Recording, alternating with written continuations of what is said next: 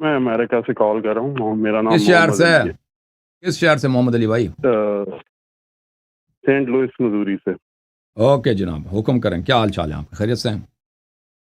بالکل خیریت ہے شیخ۔ میں اوکے نے سر، ہو جی۔ جب یہ آپ بحث کر رہے تھے نا ایک مولانا سے اس کے تقلید کے اوپر، اس وقت بھی کال کی تھی۔ اصل میں میرا پوائنٹ آف ویو یہ ہے کہ یہ ساری ڈسکشن جو ہے یہ بڑی اچھی ہے، یعنی اس لحاظ سے کہ آپ لوگوں کو بتا رہے ہیں کہ یہ تقلید صحیح نہیں ہے، مثال ہے مرجع ایسے نہیں ہے، یہ وہ ساری چیزیں، یہ ساری باتیں ٹھیک ہیں۔ مسئلہ یہ ہے سب سے بڑا کہ انہوں نے اوور دا ایئرس ایک پیٹرن سیٹ کیا ہے، کس طرح کہ کوئی ایک کونسل ٹائپ کی چیز یا لیڈر ٹائپ کی چیز جو ہے وہ اس میں سے ایمرج ہوئی ہے، جس کو لوگ لیڈر مانتے ہیں، ٹھیک ہے، آپ اس کو مرجع کہہ لیں ایک منٹ کے لیے۔ پھر اس کے بعد انہوں نے بکس کا ایک طریقہ اختیار کیا ہے، اس کے اوپر وہ مرجع کے سگنیچر ہیں کہ بھئی مرجع اس کو یہ کر رہا ہے۔ اسی طرح ڈفرینٹ چیزیں ہیں ان کی، جس سے انہوں نے اپنے آپ کو لیجٹمیسی دی ہے، صحیح ہے۔ اب اس کے اگینسٹ اگر آپ ایک سسٹم لانا چاہتے ہیں تو وہ پورا سسٹم ڈیزائن کرنا پڑے گا نا، کہ وہ کیسے کام کرے گا، اس میں کون لوگ ہوں گے، وہ کیا کیا کریں گے، کس طرح ان کی رسپانسبلٹیز ہوں گی۔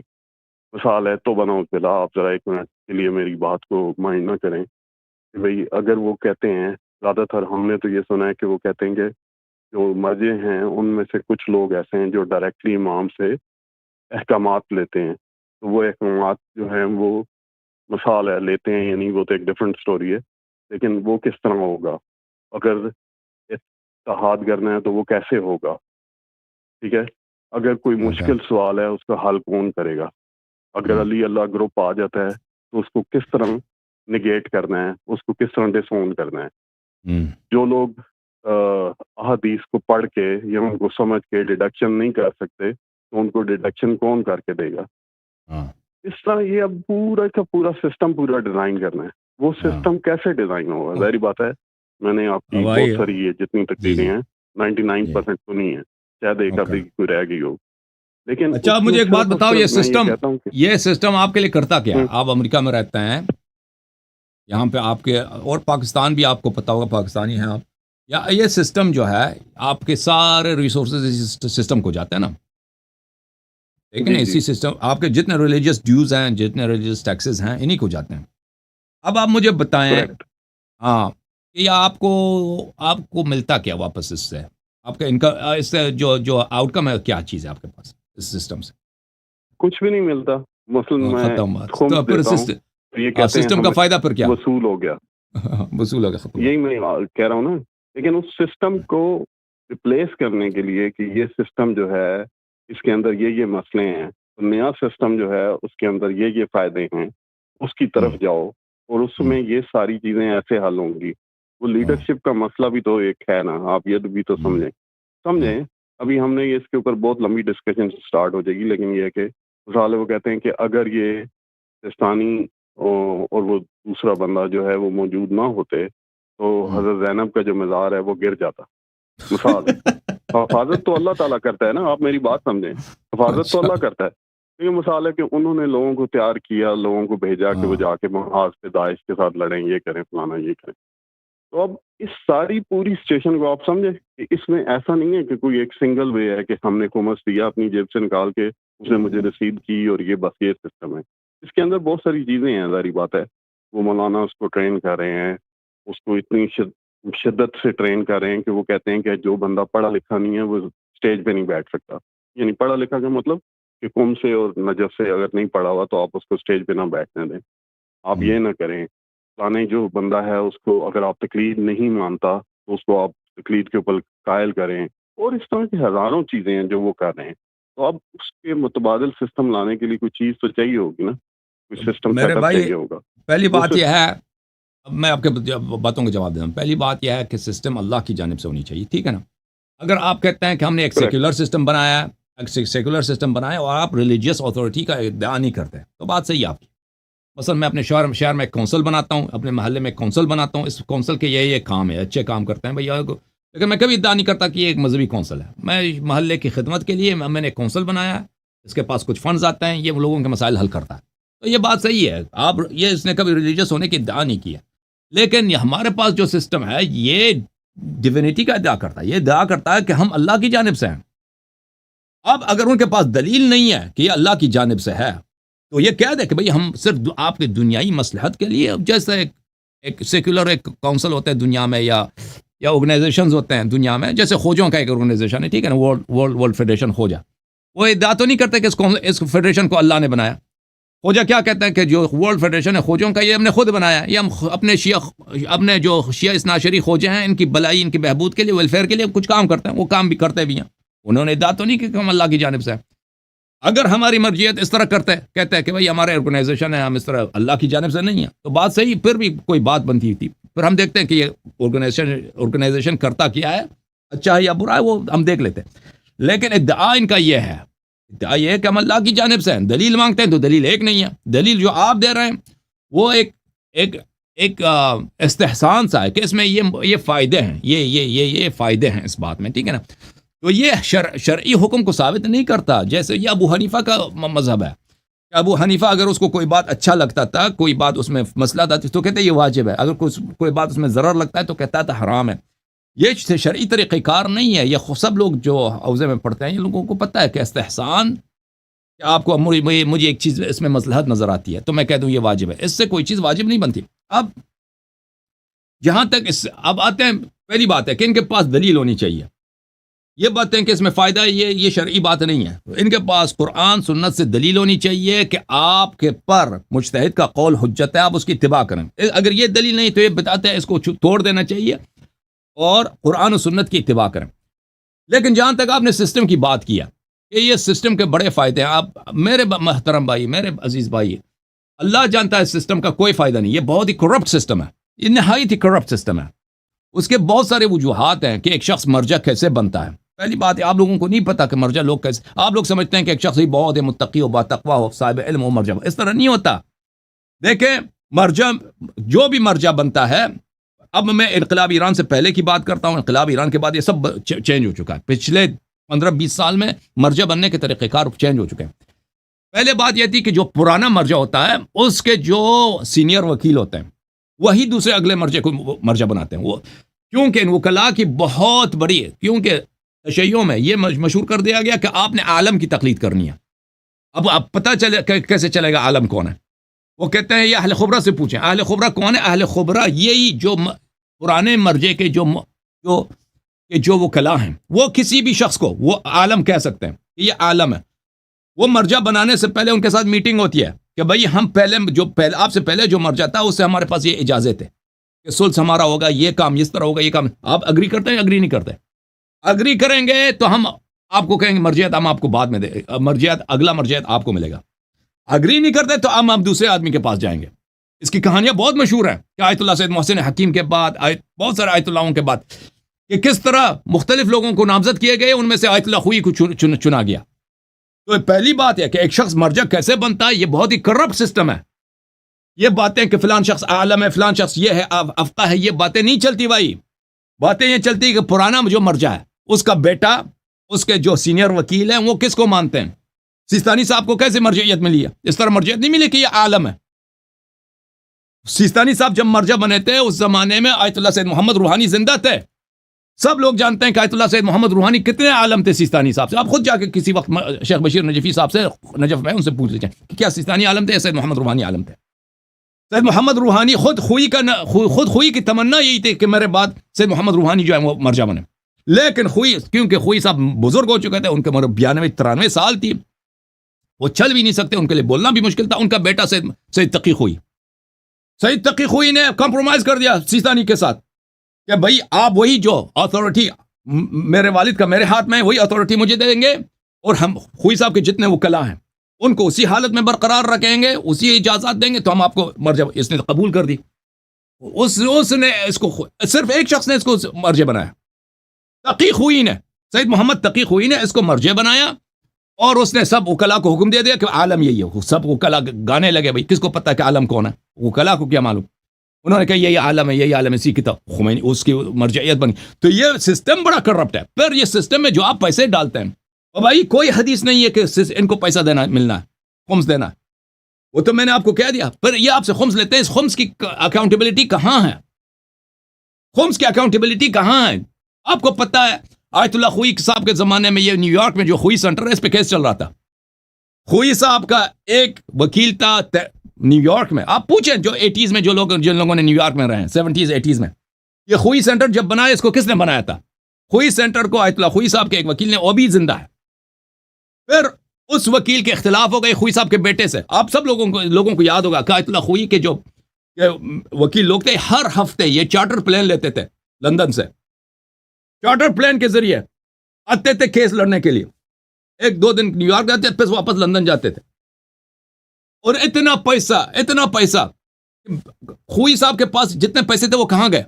کسی کو پتا ہے؟ خوئی صاحب کے پاس اتنے بلینز کے حساب سے hundreds of millions of dollars اس کے پاس آتے تھے. وہ سب کہاں گئے؟ اس کے بعد وہ سب کہاں گئے؟ کسی کو نہیں پتا کہ پیسے کہاں گئے. اب اس کے بیٹے مر گئے, اس کے ایک بیٹا زندہ ہے صاحب خوئی, اس کے داماد وغیرہ, اس کے دامادوں کے اولاد وہ سب ان کی زندگی بہت نہایت اعلیٰ قسم کی ہے. اب ان سے آپ پوچھا جائیں کہ وہ پیسے کہاں گئے, وہ نجف میں جو پیسے تھے کسی کو نہیں معلوم. ابھی جو پیسے جاتے ہیں یا کہاں خرچ ہوتے ہیں اس کو کسی کو نہیں معلوم. تو اور پھر مذہب کا دفاع, میرے بھائی میرے عزیز, مذہب کا دفاع نہیں ہو رہا. آپ کو پتا ہے کہ ہمارے اسی نجف اشرف سے یا قم سے جو لوگ پڑھ کے آتے ہیں یہ مذہب کی پروموشن نہیں کر سکتے, یہ مذہب کا دفاع نہیں کر سکتے, مخالفین کے سامنے بیٹھ کر ان کے شبہات کا جواب نہیں دے سکتے. تو ان کی مرجعیت کس بات کا فائدہ ہے؟ مجھے سمجھ نہیں آ رہا کہ یہ مرجعیت, یہ جو سسٹم ہے جس کی ہمارے پاس ایک سسٹم ہے, اس کا فائدہ کیا ہے آخر؟ سوائے یہ کہ شیعہ حدیث پہ عمل نہ کریں, کلام اہل بیت علیہ السلام پہ عمل نہ کریں اور اپنا پیسہ اس میں ڈال دے خمس میں, جو سارے ڈونیشن یہ لیتے ہیں, پھر اس کا آؤٹ کم کچھ بھی نہیں, اکاؤنٹیبلٹی کچھ بھی نہیں ہے. 1-2-3 مدارس دینی مدارس بنتے ہیں, اس دینی مدارس سے جو بچے نکلتے ہیں اس کا کیا فائدہ؟ ہمارے جو مدرسے سے جو طالب علم نکلتے ہیں وہ ان کا میں نہیں سمجھتا کہ وہ بڑے پروڈکٹیو ہیں, وہ دین کا دفاع کر سکتے ہیں. تو اب ان لوگوں نے ایک مشہور کر دیا بھائی کہ سیستانی صاحب نے داعش کو شکست دی. سیستانی نے داعش کو شکست دی. یہ دیکھیں, اگر دیکھیں میرے عزیزوں, میرے محترم بھائیو, اگر داعش نہ آتا تو آپ لوگوں کے پاس مرجعیت کے لیے کوئی دلیل نہ ہوتی. یعنی فرض کریں داعش کا کبھی ظہور ہوا ہی نہیں, اور بھائی اگر سیستانی کی جگہ ایک سیکولر لیڈر ہوتا شیعوں کا, اگر وہ بھی یہی کام کرتا, بھائی دنیا میں تو بہت ہوئے ہیں, ایک جنرل ہے مثلا, ایک پالیٹیشین ہے, اس نے لوگوں کو کیا کیا, اس نے لوگوں کو کمپین کیا, لوگوں کو جمع کیا, ایک فوج بنا دیا, اس نے کسی کے خلاف لڑا. تو پھر وہ بھی کہیں گے کہ وہ آدمی جو ہے وہ امام زمانہ علیہ السلام کا نائب ہے, اس کا ہر قول ہم پہ واجب ہے. اب مان بھی لینا, پہلی بات ہے تو میں اس بات کو نہیں مانتا کہ سیستانی نے داعش کو شکست دی ہے, یہ بالکل ایک غلط بات ہے. بلکہ سیستانی کے غلط فتووں کی وجہ سے, اس کے غلط پالیسی کی وجہ سے داعش کا وجود, میں اس کو ایکسپلین کر دوں گا. اکثر لوگوں کو نہیں معلوم کہ سیستانی نے اس نے بہت غلط اقدام اٹھائے جس کی وجہ سے عراق میں ان لوگوں کو, جماعت مخالفین کے لوگوں کو سانس لینے کا موقع ملا. وہ اس کی طرف آؤں گا, لیکن ہم مانتے ہیں ایک لمحے کے لیے, ٹھیک ہے, سیستانی نے یہ کام کیے, تو سو واٹ, اس سے تقلید ثابت ہوتی ہے؟ کچھ بھی ثابت نہیں ہوتا. یہ دیکھیں, داعش جب عراق میں آیا ہے وہ شیعوں کا قتل عام کے لیے آیا تھا. اس زمانے میں اگر کوئی سیکولر شیعوں کی لیڈرشپ ہوتی ہے, سیکولر پولیٹیکل پارٹیز ہوتے ہیں, شیعوں کا ایک مثلا ایک قبائلی نظام بھی ہوتا, وہ بھی یہی کام کرتے ہیں کہ ہم لوگوں کو اکٹھا کریں, داعش کے خلاف لڑیں. اس سے یہ ثابت نہیں ہوتا کہ وہ امام زمانہ علیہ السلام کے نائب ہیں, یا مثلا وہ جو ہے ان کا ہر قول ہم پہ حجت ہے. وہ کسی بھی لیڈرشپ سے ہو سکتا. اگر ہم مثلا محدثین کے ہاں ہوتے, ہم یہ آپ نہیں کہہ سکتے کہ محدث وہاں پہ شیعوں کی قیادت ایک محدث کے ہاتھ میں ہوتا, جو آپ کو راوی حدیث ہے وہ یہ کام سیستانی نے کیا, وہ نہیں کر سکتا. یہ بالکل یہ بات ہی غلط ہے, یہ ایک اسپیکولیشن ہے. اچھا, اب آتے ہیں اس کی طرف میں اکثر لوگوں کو یہ غلط فہمی ہے. دیکھیں کہ سیستانی صاحب نے داعش کو شکست دیا. دیکھو میرے بھائیو, عراق کی تاریخ ابھی یہ پرانی نہیں ہے. ابھی 2003 میں امریکہ عراق میں گیا, ابھی 20 سال ہوئے ہیں. جب عراق میں امریکہ میں گیا تھا, عراق میں امریکہ کا جنگ شیعوں سے نہیں تھا. شیعہ امریکہ کے آنے سے پہلے عراق شیعہ کتے کی طرح ذلیل تھے, اللہ جانتا ہے. شیعہ یعنی آپ عراقیوں سے پوچھیں, عراقیوں سے پوچھے، اگر آپ کسی عراقی دفتر میں کام کرتے تھے، واللہ میں نے بار بار عراقیوں سے سنا کہ ہمیں اس طرح کہتے ہیں، یا کلب یا شیعی، ہمیں کہتے تھے کتا شیعی کتا ادھر آ جاؤ. واللہ سارا طاقت، پولیٹیکل پاور، فائنانس، سب کچھ کن کے پاس تھا؟ سنیوں کے پاس تھا، سنی عرب طائفے کے پاس. شیعوں کے پاس کچھ بھی نہیں تھا. ہاں فوج میں اگر کوئی شیعہ بیچارہ بھرتی ہوتا تھا، اس کا نام یہ تھا، کلب، شیعہ کتا ادھر آ جاؤ. کچھ بھی نہیں تھا یہ شیعوں کے پاس. پولیٹیکل پارٹیز ایران میں تھے لیکن عراق کے اندر کچھ بھی نہیں تھے. یہ بالکل ان کو مسمار کر دیا تھا صدام نے ان کو بہت ذلیل کیا تھا. شیعوں میں قتل عام. ابھی جب صدام گر گیا تھا سنہ 2003 میں، میں فوراً صدام گرنے کے بعد زیارت کے لیے گیا تھا. وہاں پہ بہت سی ڈی بکتے تھے، یعنی جو وہاں ابھی بھی شاید انٹرنیٹ میں آپ کو مل جائے کہ کس طرح شیعوں کے جو تھے، شیعوں کو یہ صدام علی کیمیائی جو تھا اور صدام کا جو داماد وغیرہ، کس طرح حضرت عباس علیہ السلام کے روضے پہ انہوں نے جا کے شیعوں کو قتل عام کیا تھا نجف اشرف میں. اور میں نے کتنے عراقیوں سے کہانیاں سنی ہیں کہ انہوں نے اپنے آنکھوں سے دیکھا تھا کہ ہزاروں کی تعداد میں لوگ مرے تھے اور کتنے میس گریوز ملے تھے. تو شیعوں کی یہ حالت تھی. امریکہ نے آیا ہے، امریکہ نے وہ جو شیعوں کا سب سے بڑا دشمن تھا اس کو امریکہ نے ہٹایا ہے. عراق کے پولیٹیکل پارٹیز ان کے پاس یہ کمپین چلانا چاہتے تھے لیکن یہ کبھی ان کے کامیاب ہونے کا کوئی امید ہی نہیں تھی. اگر امریکہ نہ آتا عراق میں تو ابھی بھی صدام پہ عراق پہ صدام کی حکومت ہوتی ہے یا اس کے بیٹے کی حکومت ہوتی، بلا شک بلا رائب. امریکہ نے ان کو ہٹایا. اچھا، امریکہ کے آنے کے بعد کس نے ریزسٹ کیا ہے؟ جو وہاں پہ جماعت مخالفین تھے وہ ریزسٹ کرتے تھے. شیعہ تو ریزسٹ نہیں کرتے. شیعہ عوام تو بڑے خوش تھے امریکہ کے آنے سے. شیعہ عوام امریکہ کے آنے سے بڑے خوش تھے کہ امریکہ آیا ہے، ہمیں غلامی سے آزاد کیا. اور وہ جنگ کہاں پہ ہوتے تھے امریکہ کے خلاف؟ جو گوریلا فائٹنگ ہوتا ہے، یا تو فلوجہ میں ہوتا تھا، یا تو موصل میں ہوتا تھا، یا تو تکریت میں ہوتا تھا، یا کرکوک میں ہوتا تھا. یہ جو غیر شیعہ علاقوں میں امن و امان تھا. لیکن اور امریکہ نے ان کو خوب مارتا تھا. یعنی امریکہ کے جو مرینز تھے، امریکہ کے جو فوج تھے، ہوا سے زمین سے ایسا ان کو مارا تھا کہ ان کی طبیعت صاف کر دی تھی. بالکل یہ تباہ ہو چکے تھے. تو اس زمانے میں کیا تھا؟ سیستانی صاحب تھے، انہوں نے مطالبہ کیا امریکہ فوج یہاں سے نکل جائے. سیستانی صاحب نے کئی غلط مطالبات کیے. ایک اس کا غلط یہی مطالبہ تھا کہ امریکی فوج کو یہاں سے فوراً عراق سے نکل جانی چاہیے. اب بھائی، امریکی فوج یہاں پہ قبضہ کرنے کے لیے تو نہیں آیا، آپ کا تیل لینے کے تو نہیں آیا. امریکی فوج ہر سال میں وہاں پہ $1 ٹریلین، چھوٹی بات نہیں ہے، کم از کم $500 بلین عراق میں خرچ کرتا ہے. عراق کے جو الیکٹریسٹی کے وہ ہمیں پتہ ہے، عراق کے الیکٹریسٹی آپ پڑھیں 2004 2005 2006 2007 جو اپروپریشنز ہیں سینٹ کے، امریکی کانگریس کے. امریکی حکومت پیسے دیتا تھا کہ ان کے لیے ملک میں عراقیوں کے لیے امریکی ٹیکس پیئر کے پیسوں سے ان کے لیے بجلی کے پلانٹس بنائے جائیں، ان کے لیے اسکول بنائے جائیں، ان کے لیے پولیس اسٹیشنز بنائے جائیں. سیستانی صاحب نے بلا کیوں؟ آخر کوئی حرام ہے؟ آپ سیستانی نے کہا کہ یہاں پہ انتخابات کرو، امریکہ یہاں سے نکل جائے. اس کا نتیجہ کیا ہوا؟ انتخابات کرا دیا. سیستانی صاحب نے واجب فتویٰ دے دیا، یاد ہے سب لوگوں کو کہ واجب ہے کہ اس لسٹ کو ووٹ دے دو شیعوں پہ. تو شیعہ جو پولیٹیکل پارٹیز تھے وہ پاور میں آ گئے، وہ سب ایران کے چیلے. انہوں نے بھی مطالبہ کیا امریکہ نکل جائے. امریکہ نکل گیا 2010 میں. لیکن وہ اس وقت نہیں تھا، عراقی فوج ابھی نہیں بنی تھی. اگر امریکہ وہاں پہ رہتا مزید 10 15 20 سال، عراقی فوج جو ہے دنیا کی وہ ایک شیعہ فوج ہے. امریکہ اس کو اپنے پیسے سے آرم کر رہے تھے، اپنے ٹریننگ کر رہے تھے. عراقی فوج کی اگر وہاں پہ ایئر فورس بن جاتی، نیوی بن جاتی، آرمی بن جاتی، وہ دنیا مڈل ایسٹ کا اسٹرانگ ترین فوج بن جاتی. لیکن یہ سیستانی صاحب کی غلط پالیسیوں کی وجہ سے کس نے مطالبہ کیا کہ امریکہ یہاں سے نکل جائے؟ امریکہ نکل گیا. اس میں نقصان کس کا ہوا؟ امریکہ کو نکال کے وہاں پہ یہ سیستانی صاحب نے فتوی دے دیا کہ ووٹ دے دو شیعہ پولیٹیکل پارٹیز کو. شیعہ پولیٹیکل پارٹیز پاور میں آ گئے. یہ لوگ اتنے چور ہیں آپ کے شیعہ سیاست دان، شیعہ پولیٹیکل پارٹیز، کہ یہ اپنے چوری کے علاوہ کوئی دنیا کے کرپٹ ترین ملکوں میں سے 2 ملک ہیں، ایک عراق ہے ایک ایران ہے. عراق میں کون حکومت کر رہا ہے؟ شیعہ پولیٹیکل پارٹیز، مذہبی پارٹیاں. آپ خود دیکھ لیں، مختلف رپورٹس دیکھیں انٹرنیشنل آرگنائزیشن ہیں کہ وہ کرپشن پہ، ٹرانسپیرنسی وغیرہ پہ وہ لوگ کہ گورنمنٹ کتنا کرپٹ ہے وہ اس پہ رپورٹ دیتے. عراق دنیا کے امیر ترین ملکوں میں سے ہے. اس کا تیل جو ہے سعودی عرب کے تیل سے کم نہیں ہے عراق کا پروڈکشن. لیکن ابھی دیکھیں پیسہ کہاں جا رہا ہے عراق کا کسی کو نہیں معلوم. اتنا تیل کا جو پیداوار ہے، اس کے باوجود لوگ کیوں اتنے وہاں پہ ہر طرف دیکھیں کوڑا پڑا ہے، بجلی نہیں ہے. بہرحال اس کا نتیجہ کیا ہوا میرے محترم بھائی؟ اس کا نتیجہ یہ ہوا، اور اس کے ساتھ سیستانی صاحب نے صرف یہ مطالبہ نہیں کیا کہ تم امریکہ نکل، اس کے ساتھ بارہا دیکھیں 2004 میں، 2005 میں، 2006، 2007 سیستانی صاحب کے بیانات آپ دیکھ لیں، آپ لوگوں کو یاد نہیں، میں آپ کو یاد دلاتا ہوں، آپ لوگوں کو شاید پڑھا بھی نہیں ہے. ہر مطالبہ یہ کر رہا تھا کہ جماعت عمریہ اہل سنت ہمارے بھائی ان کے حقوق کو گارنٹی دے دو. یہ کون یہ سیستانی کر رہا تھا، حالانکہ جماعت عمریہ کو امریکہ نے ختم کیا تھا، ایسے ان کو کلین کیا تھا. اسی نے مطالبہ کیا کہ ان کو حقوق دیا جائے، ان کو حقوق دیا جائے، ان کو حقوق دیا جائے.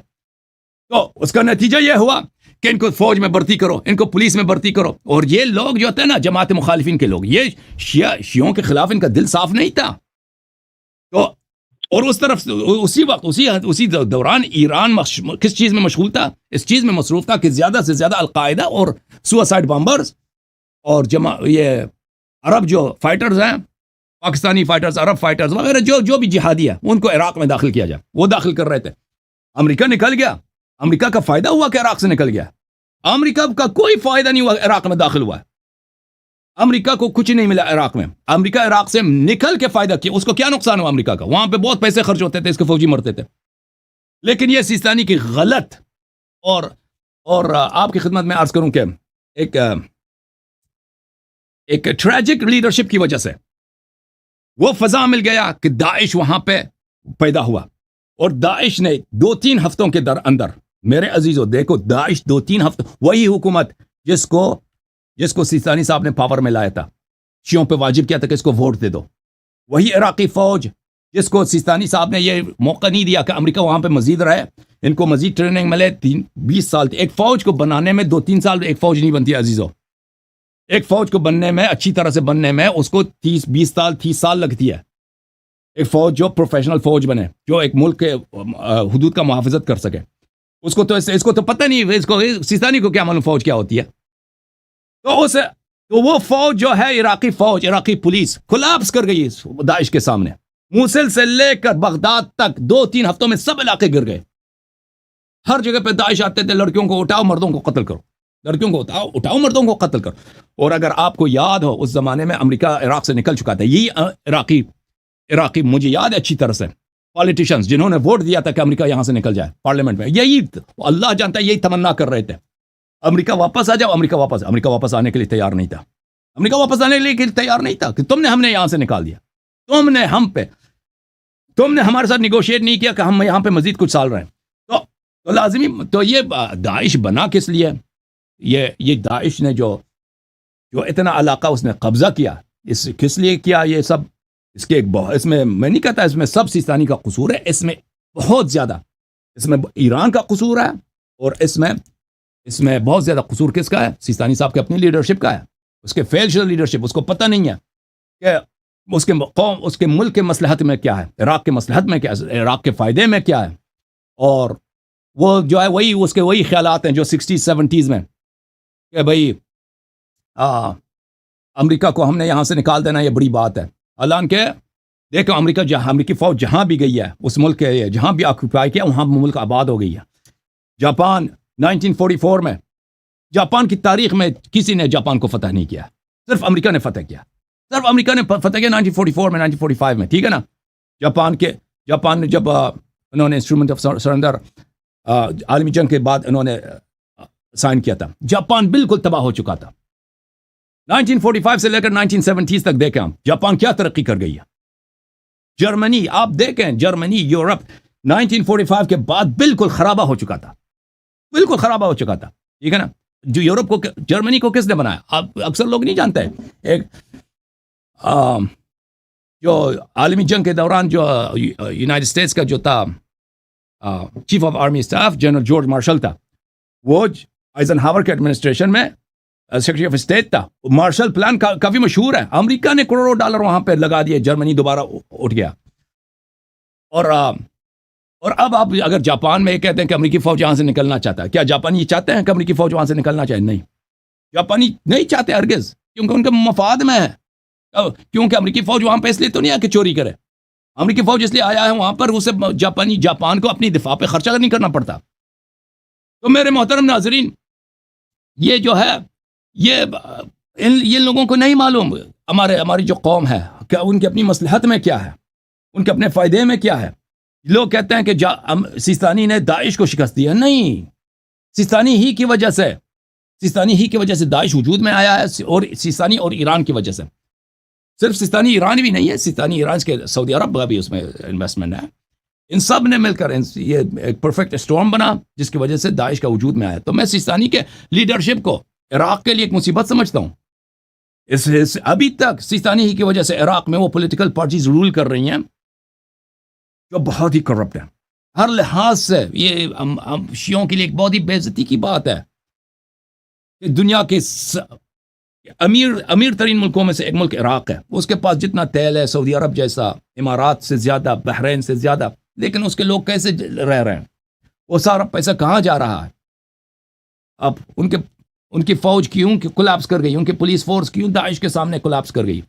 یہ سب سوالات ہیں جو سیستانی صاحب کو جواب دینا چاہیے، لیکن کبھی وہ ذمہ داری نہیں لیتا. اس نے جو فتوے دیے ہیں، اس نے جو پوزیشنز بنائے تھے اپنے، اس کا سیستانی کبھی اکاؤنٹیبلٹی ہوگی سیستانی کی؟ نہیں، ہرگز نہیں ہوگی. کبھی اس سے کوئی پوچھ بھی نہیں سکتا اس سے. مزید بولے بھائی. ایک بہت یہ ہے آئیڈیا کہ مثال ہے کہ 40-50 ایئر سے تو ہم دیکھ رہے ہیں نا کہ یہ حکومت سے ان کو جا رہا ہے سارا. وہ آپ کو پتہ ہے، یہ پہلے بھی ہم ڈسکس کر چکے ہیں کہ مثال ہے جیسے ہی میں اس کے وکیل کو دیتا ہوں نا، مثال ہے سیستانی صاحب کا جو وکیل ہے اس کو جیسے ہی میں پیسے پہنچاتا ہوں تو 100 روپے میں سے آپ جتنے بھی آپ اس کو سمجھیں 30%، 20%، 10% اپنی جیب میں ڈال دیتا ہے. ٹھیک ہے، اس کے بعد وہ باقی ادھر لے جاتا ہے. اب ایک تو یہ ہے کہ وہ اس کی اکاؤنٹیبلٹی جو پہلے لیول کی ہے، جو اس کی وکیل کی ہے، وہ بھی نہیں ہے. سیکنڈ لیول پہ وہ ادھر کس طرح جاتے ہیں وہ نہیں ہے. لیکن ویسے آن دا ہول میں یہ سمجھنا چاہتا ہوں کہ 30، 40، 50 ایئرس، 100 ایئرس، 200 ایئرس بفور یہ کیسے حکومت کا سسٹم کام کرتا تھا، یہ امام کے تک کیسے پہنچتا تھا، یا مثال ہے کہ جو غریب لوگ ہیں ان تک کیسے پہنچتا تھا، یا یہ مرجے کے تھرو ہی جاتا تھا یا نہیں؟ اچھا، میں آپ کی خدمت میں عرض کروں کہ یہ خمس کا سسٹم جو ابھی آپ نے کہا 20% نہیں ہے، کم از کم 30% ہے، کم از کم 30% ہے.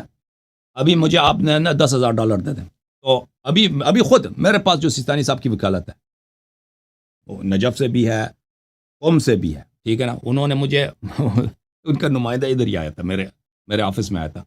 یہ 14 سال پہلے، 15 سال پہلے کی بات ہے. اس نے کہا ہم آپ کو 1/3 دیتے ہیں. میں نے ایک کم ہے. اس نے خود اسی وقت کہا تھا 50% آپ کی، چلیں 50% آپ اٹھا لیں. تو اس نے مجھے 50% دے دی. میں نے کال کیا، اس کا ایک وکیل جو ہے جو قم میں اس کا جو داماد ہے اس نے بھی مجھے 30% دیا. اب مجھے یاد نہیں پڑتا کہ میں نے اس کو کہا آدھا دے دو، شاید اس نے آدھا بھی تقسیم مان لیا کہ آدھا آپ کا، ٹھیک ہے نا. تو پھر یہ تو آسان سی بات ہے، ان سے 30% یا ہاف کا آپ لے لیں، وہ تو فوراً ہی دے دیتے ہیں. اور پھر آپ اس کو پیسہ جب بیچتے ہیں نا، میں اپنا حصہ نکال دوں گا اس میں سے، وہ رسید آپ کو پورا دے دیں گے. رسید مثلا میں نے ابھی 10,000 آپ نے دیا نا، میں نے 5,000 رکھ دیا، تو وہ مجھے 10,000 کا رسید دیں گے، میں 10,000 رسید آپ کو دے دوں گا. اور بہت دفعہ ایسا ہوتا ہے کہ ان میں دوستی میں وہ ویسے بھی رسید دے دیتے ہیں. میں کہہ دیتا ہوں کہ بھائی ایک رسید مجھے ضرورت ہے 10,000 کی، وہ پیسہ لیے بغیر بھی رسید، بہت سارے میں نے اپنے خود دیکھا ہے، پیسہ لیے بغیر بھی وہ رسید دے دیتے ہیں اگر آپ کی جان پہچان ہو. وہ رسید ایسی، وہ رسید وہ کیا ہے، وہ کاغذ ہے اس میں ٹپا لگا کے دے دیتے ہیں، وہ آپ کو ای میل میں آ جاتا ہے. وہ آپ تو بہت سارے، میں نہیں سمجھتا کہ ایسے وکلا ہوں گے، میں نہیں سمجھتا کہ ایسے وکلا نہیں ہوں گے جو خود اپنے آپ سے رسید لے کے بھی لوگوں کو دکھا سکتے ہیں. میں نے خود اپنے دیکھا ہے کہ بہت سارے لوگ ہیں ان کے پاس وکالت بھی نہیں ہے، وہ خمس اٹھاتے ہیں، کہتے ہیں میں خوئی صاحب کا وکیل ہوں. یا پرانے زمانے میں مثلا میں نے خوئی صاحب کے زمانے میں نے اپنے آنکھوں سے دیکھا تھا کہ ایک آدمی بہت پیسہ جمع کر رہا تھا، بہت بڑا پاکستانی شیعہ مولوی ہے. بعد میں پتہ چلا کہ اس کے پاس وکالت ہی نہیں تھا، ایسے جھوٹ میں بہت بڑا وہ مقرر تھا، لوگ اس کی بات بہت مانتے تھے، ہم اس وقت چھوٹے تھے. بعد میں ہمیں پتہ چلا کہ وہ اس کے پاس وکالت نہیں تھا، ایسے جمع کر رہا تھا. تو اس طرح تو بھی بہت ہوتا ہے کہ ان کے پاس وکالت بھی نہیں ہوتی نا. اگر وکالت نہ بھی ہے نا، آپ پیسے اس کو دے دیں تو وہ آپ کو 30% اسی وقت واپس کر دیتا ہے. وکالت نہیں بھی ہے تو وہ 30%، اگر آپ مولوی ہیں تو 30% آپ کو اسی وقت دے دیتے، تو وہ 30% یا 50% میں تو کوئی اکاؤنٹیبلٹی نہیں ہے. اب باقی 50% جو آپ چلا جاتا ہے، کس کو چلا جاتا ہے؟ سیستانی کے پاس تو نہیں جاتا نا. 50% جو اکثر لوگ جو یورپ امریکہ میں رہتے ہیں وہ جاتا ہے، ان کے داماد مرتضیٰ کشمیری کے پاس جاتا ہے. مرتضیٰ کشمیری کہاں پہ خرچ کرتا ہے اللہ ہی جانتا ہے کہاں پہ خرچ کرتا ہے. وہ نجف بیچتا ہے، کتنا نہیں بیچتا مجھے نہیں معلوم، اس کی کوئی پتہ نہیں ہے. اب اگر نجف بھی بیچے تو سیستانی صاحب وہ ایک آدمی 90-95 سال اس کی عمر ہے، اتنا پیسہ آ رہا ہے بلینز کے حساب سے، hundreds of millions of dollars آتا ہے، اس کو کہاں وہ کر سکتا ہے بھائی، وہ اس کی دیکھ بھال کر سکتا ہے کہ یہاں پہ کہاں پہ خرچ ہو رہا ہے کہاں پہ خرچ نہیں ہو رہا. تو یہ سسٹم موجودہ جو سسٹم ہے نا، یہ تو بہت ہی کرپٹ سسٹم ہے، اور اس کی کوئی شرعی دلیل بھی نہیں ہے کہ آپ مرجے کو دے دیں یا ان کو حق ہے کہ آپ کو اجازت. اب دیکھیں ان کا فراڈ دیکھیں کہ ان سے لوگ اجازت کہتے ہیں ہمارے پاس اجازت ہے سیستانی صاحب کا کہ ہم یہاں پہ 30% یا 50% یا 100% خمس خرچ کر سکتے ہیں. اب بھائی کس نے سیستانی کو اتھارٹی دیا کہ وہ آپ کو اجازت دے دے؟ یہ سب بدعات ہیں. بہرحال پچھلے زمانے میں کیسے ہوتا تھا دیکھیں، یہ جہاں تک میں نے سنا ہے، میں نے اس مسئلے پہ ریسرچ نہیں کی، پچھلے زمانے میں شیعہ خمس نہیں دیتے تھے. یعنی میں نے جو سنا ہے صفویہ کے زمانے میں ایران میں جو صفویہ جو بادشاہی کا سلسلہ تھا، یہ 1800 کا آغاز میں ان کا خاتمہ ہوا تھا. اس زمانے میں تک تو خمس نہیں تھا، لوگ خمس نہیں دیتے تھے. اس کے بعد کیسا سسٹم تھا یہ ہمیں نہیں معلوم، اس کے متعلق مجھے نہیں معلوم کہ قاجار کے زمانے میں خمس لوگ کیسے دیتے تھے. یہ ہندوستان سے وہاں پہ قاجار کے اواخر میں وہاں سے یہ شواہد ملتے ہیں کہ ہندوستان سے وہاں پہ جو اودھ کے جو بادشاہ ہوتے تھے یا حیدرآباد وغیرہ میں جو تجار وغیرہ اور راجے وغیرہ ہوتے تھے، یہ بڑی مقدار میں پیسے بیچتے تھے نجف اشرف. لیکن اس کا سسٹم کیسا تھا کہ یہ وکیل کو دیتے تھے یا خود مرجے کو جا کے دیتے تھے، اس کا زیادہ ابھی میرے پاس مواد نہیں ہے میرے پاس. اوکے میرے بھائی. جی سر. ایک چیز اور آخری جی سر، وہ یہ ہے کہ اب یہ سارا مرجعیت کا سسٹم ہے، آپ کو پتہ ہے اس میں بہت ساری، جیسے ابھی آپ ڈسکس کر رہے تھے، بہت ساری ایسی چیزیں ہیں جو یہ کہتے ہیں کہ اس میں ہیں، چاہے وہ اس کو کریں یا نہ کریں وہ تو ایک ڈفرینٹ بات ہے نا. تو مثال ہے کہ یہ سارا جو شیعت ہے یہ مرجعیت کے انڈر ہے، اور مرجعیت جو ہے وہ امام زمانہ کے انڈر ہے. 1 منٹ کے لیے فرض کر لیں تو وہ پریپریشن ہے ٹورڈز دا اینڈ، کہ بھئی ٹورڈز دا اینڈ کیا جو ہونے والا ہے امام زمانہ کے زمانے میں، اس میں شیعت کو پریپیئر کرنا ہے. ٹھیک ہے، آپ کے خیال میں اگر یہ مرجعیت ختم کر دی جائے تو ایسے کیسے پریپریشن ہوگی اس کو امام زمانہ کے لیے لوگوں کو پریپیئر کیا جائے، یا مثال ہے کہ آخرت کے لیے پریپیئر کیا جائے، اور جو بھی آپ کو پتہ ہے یہ ساری دیکھیں اس کے لیے یہ کیسے ہوگا؟ میں تو علماء کے رول کو اینڈ تو نہیں کرنا چاہتا نا. عالم سے رجوع تو ہمیشہ رہے گا. یہ تو کہ مثلا ریلیجیس افیئرز میں آپ ریلیجیس عالم سے رجوع نہ کریں، یہ تو کوئی پاگل ہی کہے گا کہ دینی مسائل میں آپ دینی عالم سے رجوع نہ کریں. دینی مسائل میں دینی عالم سے رجوع کرنا ہوگا یہ. لیکن بات یہ ہے کہ ابھی فی الحال شیعوں میں جو رسم و رواج ہے یہ ہے کہ جو بھی مرجع کہہ دے وہ حجت ہوتا ہے. یہ بات غلط ہے، اور اس کے بہت سارے نتائج ہیں. ایک نتیجہ یہ تھا انقلاب ایران، ایرانی شیعہ اپنے سر میں مارتے ہیں، غلطی ہو گئی انقلاب کی. ہم نے اکثر لوگ وہ کہتے ہیں اس کی وجہ کیا ہے؟ ایک بہت بڑی وجہ مرجعیت ہے کہ لوگوں نے خمینی صاحب کو نائب امام سمجھ کر کہ یہ جو بھی کہہ دیں حجت ہے. خمینی صاحب نے جو بھی کہہ دیا حجت ہے. انہوں نے بھائی اپنے لیے ایک ایسا نظام بنا دیا کہ اب ایرانی لوگ اب آپ کمپیئر کریں ایرانی انقلاب جب 1979 میں ہوئی ہے، اب آپ خود جا کے دیکھ لیں، مختلف ویب سائٹس ہیں، ترکی کا جی ڈی پی دیکھیں اور ایران کا جی ڈی پی دیکھیں، سعودی عرب کا جی ڈی پی دیکھیں، ایران کا جی ڈی پی دیکھیں 1979 میں. اوکے، پھر اس کا کمپیئر کریں آج کے دور سے. پر کیپٹا انکم دیکھیں ٹرکی کے پاس تیل بھی کچھ بھی نہیں ہے 1979 میں، اور ایران کا پھر آج 2022 ابھی 23 کا ابھی شاید نہیں نکلا، اور کیپٹا اور جی ڈی پی دیکھیں کہ ترکی کا یا سعودی عرب کا اب کتنا ہے. وہ ملک جو ہے نا ایران سے 3 گنا 4 گنا زیادہ آگے بڑھ چکے ہیں جی ڈی پی میں بھی اور پر کیپٹا انکم میں بھی.